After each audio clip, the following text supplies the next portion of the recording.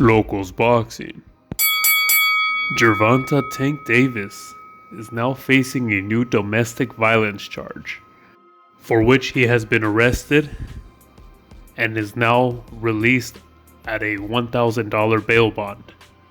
He was charged for allegedly punching a woman in the mouth just 11 days before his upcoming fight on January 7th against Hector Garcia. Now, since he's already been released, I don't think this would affect his upcoming fight. At least not where it has to be cancelled. The drama will affect him psychologically speaking during the fight, but I still think he's going to win.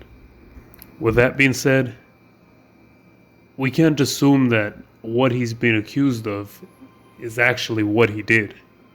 The accusation is basically saying that he punched a woman in the mouth. However, the way they word it is very different. They say that he injured the woman in the mouth with a closed fist. When you look into the details of the reports, things get a little bit more clear. At least they don't appear to be what the accusations make it seem to be at first.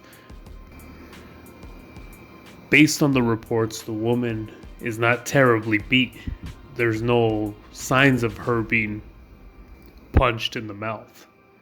She claims that she has some minor scratches on her inner lip.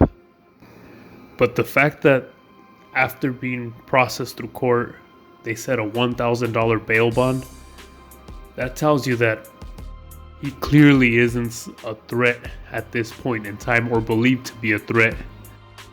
Now, we've seen Gervonta Tank Davis fight, and he can clearly do a lot of damage with his punches. That's kind of what he does for a living. So you'd think that if he punched this woman in the mouth, that there would be substantial evidence, a lot of damage, maybe even knocked her out. But that's not the case.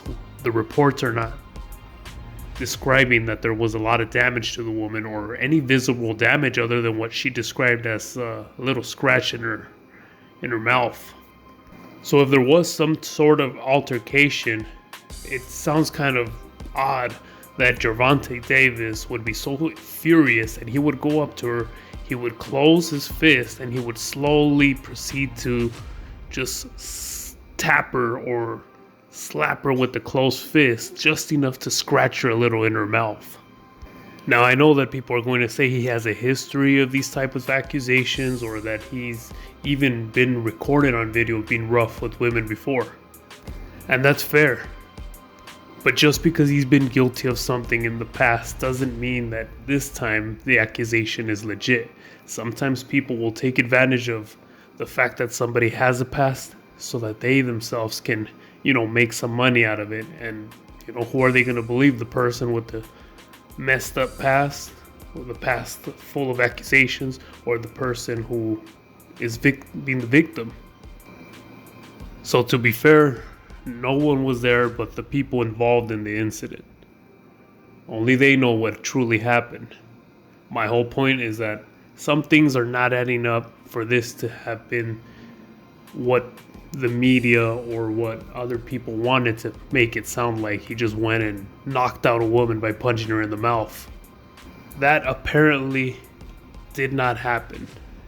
Based on the reports, based on the evidence, where the woman wasn't badly hurt other than some minor scratches in her mouth, as the reports describe.